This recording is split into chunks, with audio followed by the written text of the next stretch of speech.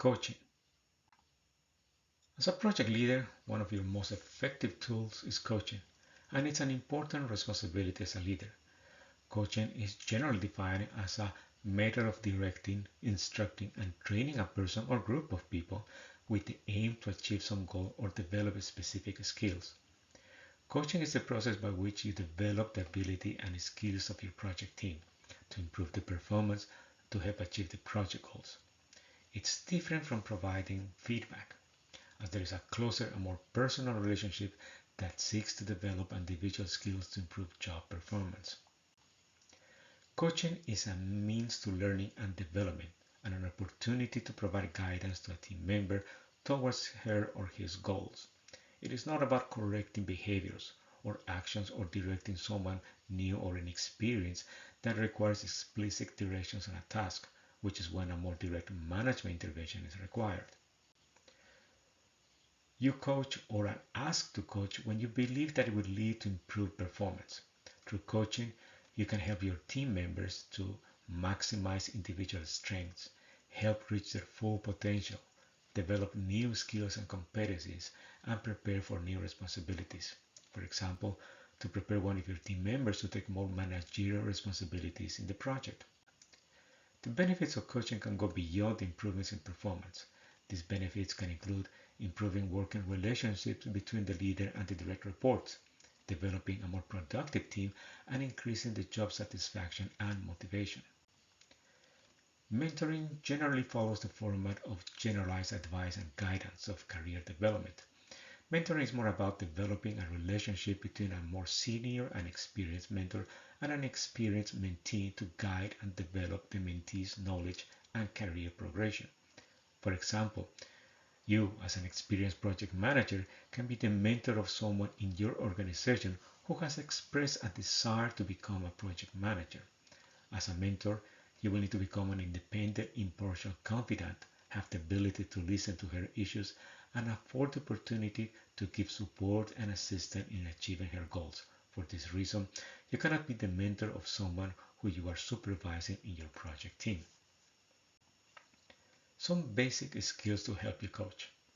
Active listening encourages good communication and helps clarify what the other person has said to avoid misunderstandings.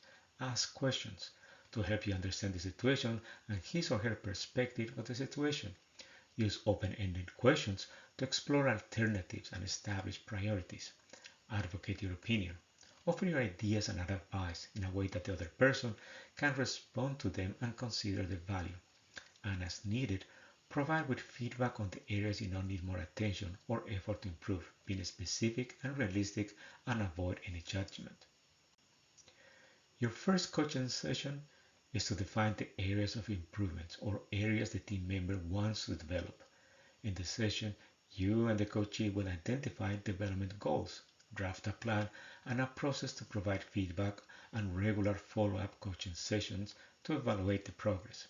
In this initial session, there is a mutual agreement on the coaching objectives and how to become to agreements about issues and resolutions. Keep in mind that the conversation and decisions are confidential. Follow-up coaching sessions will focus on the improvements and challenges the team member has encountered to implement the action plan. During this session, you will listen to her experiences of what went right and what went wrong. In some instances, you will also have information when you observe her apply the new skills. This is the time to evaluate the progress and provide additional direction and advice, such as changing some approaches that will fit better her personality or experience. Make changes to the plan and continue monitor her performance. In many cases, you don't need to wait for a coaching session to provide feedback.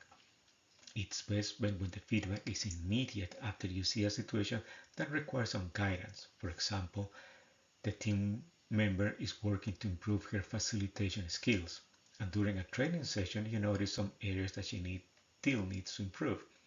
Rather than waiting, you give her feedback during the break and she can then use that advice for the rest of the session she's facilitating.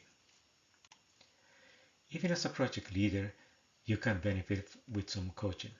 Especially if you are new in the leadership position, Your supervisor or a senior executive in your organization can provide you with some coaching to help you fine-tune your leadership skills.